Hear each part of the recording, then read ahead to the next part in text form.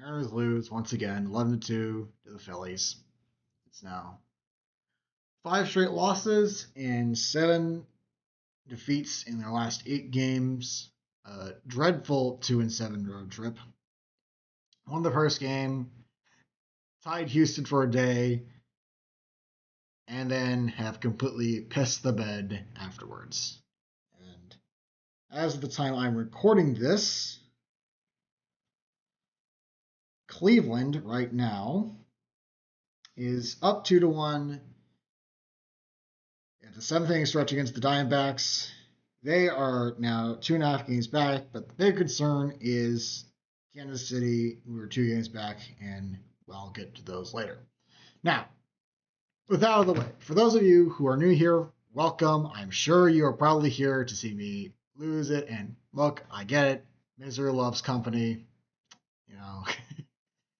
And this has been something that has been burning on me for years now in terms of this team. For those of you who don't know, if it hasn't been obvious, I am a Mariners fan, been one since 2010. And this team, it really reminds me of a quote from Steve Dangle when talking about the Toronto Maple Leafs. You know, the story with Darcy Tucker, and he's rolling this pen back and forth, just crazy eyes, just looking back and forth.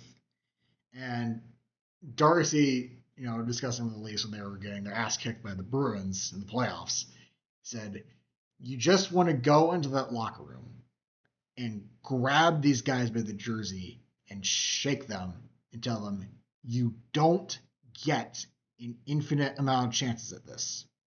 You only get so many chances." And a lot of people have been running out of patience with this team in particular. Like, they go on rough stretches for bits, and it's like, particularly when playing out of the competition, it's like they lost 5 of 6 against the Orioles, who are one of the worst teams in the American League and generally one of the most disappointing teams this year. And I mean, if you look at the upcoming schedule, it's not going to be pretty, and I'll get to that later at some point. But at this point, we're just going to go through today's game and just rip out the Band-Aid.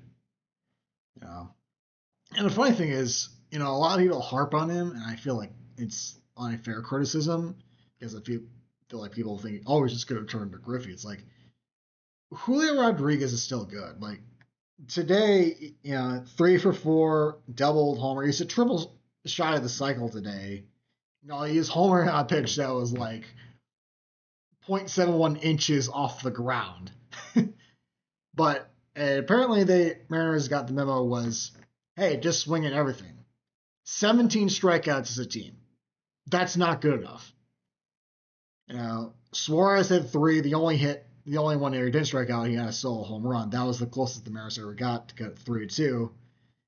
And then once the 7th rolled around, things went to haywire. I mean, you put in Saucedo, who has not been good, and then he gets just 1 out, gives up 5 runs. He's pulled and now has an ERA over 11. So I don't think he's going to be an option. And then you just throw in more gasoline onto the fire with 3 more runs in the 8th. Schwarber goes deep again. And it's just...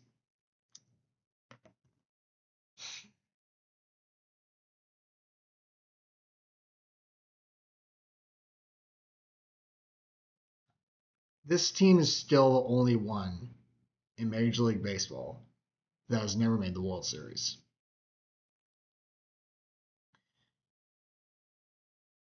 And people ask me a lot, it's like, why aren't you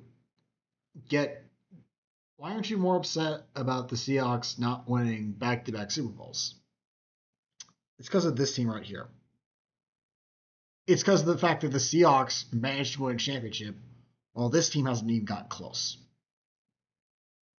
The first time that the Mariners made the playoffs in my lifetime, I was already a year into college. I was 19 when they made the playoffs for the first time in my lifetime.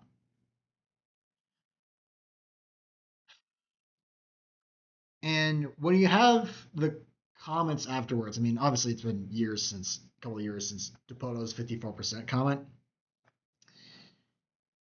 The next year, I was in spring training for the first time since 2012, and just rolling around. I managed to get some autographs from guys like Gilbert, uh, Bryce Miller, as well as Brian Wu. Two of those guys have made All-Star teams. Um, and in the middle of all that, Jerry DePoe strolls in and decides, hey, let's go and sign autographs here, which he got a signature of my ball as well. And one of the comments said, hope the Mariners do well, and he said, just hope it, we're not relying on injuries and stuff. And during that, I know a couple of people laughed, chuckled a little bit during that. During that, I did my best to bite my tongue and not say anything about 54%. And the problem with this statement is this. You're basically saying that you're content with mediocrity. And as we've seen with the Minnesota Wild in the playoffs, close but never close enough is the most frustrating place you can be as an organization. When you seemingly can have the pieces to go far, but you, for one reason or another, cannot seem to put it together. And a little bit also definitely a lot of it falls on John Stanton. Because it feels like he's gotten rather cheap. The years is like, hey, look, everyone, Dan Wilson. Here you go. He's your manager now. It's just. Now, I'm not saying that Dan Wilson's like terrible per se, but there have definitely been a lot of moments where I've questioned, his lineups. I mean, today in particular is just like, why is Solano even an option? Why is Garver even an option? I mean, look, I understand that it's important to have a second catcher, but that doesn't mean you should have him like the majority of the time when it's like it's a lefty. Because Garver's not good. Garver's not good to be in there every single time you have a lefty out there. But anyway, to get to the schedule up, because the Mariners now fall to 68 and 60. At the time that I am recording this, the Red Sox and Yankees have yet to play their games today. But they are 1.5 games behind the Yankees. They're a half game behind Boston. They are 2 games ahead of Kansas City, 2.5 games ahead of Cleveland. And if you look at Seattle's schedule, we don't have the Red Sox, but after this 6-game homestand, 3 each against the Athletics and the Padres, and a 9-game trip afterwards, 3 in Cleveland, that's going to be crucial, and then 3 at Tampa Bay and Atlanta. I know those 2 teams seem like pushovers, but if you get a test from our games against the Orioles, never take your opponents for granted. Never underestimate your competition.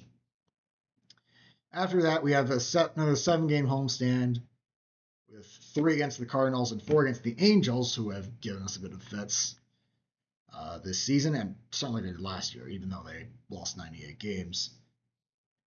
And then the road trip that scares me.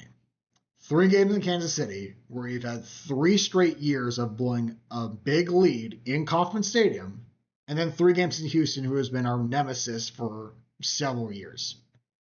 And then afterwards, you have 3 games against the Rockies and 3 games against the Dodgers at home to close out the season. I seriously have doubts of whether this team can even make the playoffs. And I know that sounds crazy, but this is the Mariners. They have a serious humiliation kink. You wonder why they've been so close, yet seem to fail every single time? The collapse in September, in 2023, when the Rangers snuck in, and then, oh, look, they won the World Series because they actually spent money instead of using stopgaps at critical positions. You have last year where you had like a 10-game lead against, against the Astros in the middle of the season, and then that evaporated in a faster time than the 95 Angels division lead.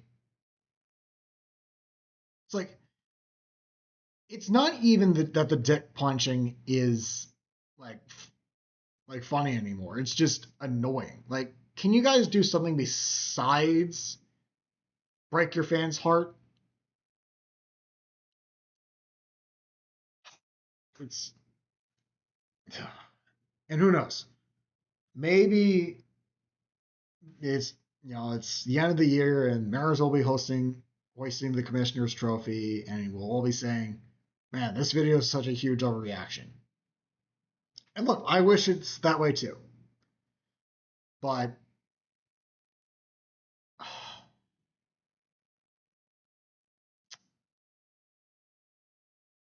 history tends to repeat itself with legacies of failure. I've seen it with the Toronto Maple Leafs. I've seen it with the Minnesota Vikings. I've seen it with the Atlanta Falcons. I've seen it with the Seattle Mariners.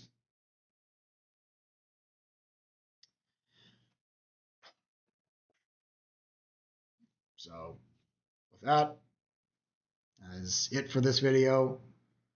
Um, thank you for those who watch this video. If you like this video, feel free to click the like button, always helps. And if you do want to see more stuff, feel free to subscribe and tell your friends. But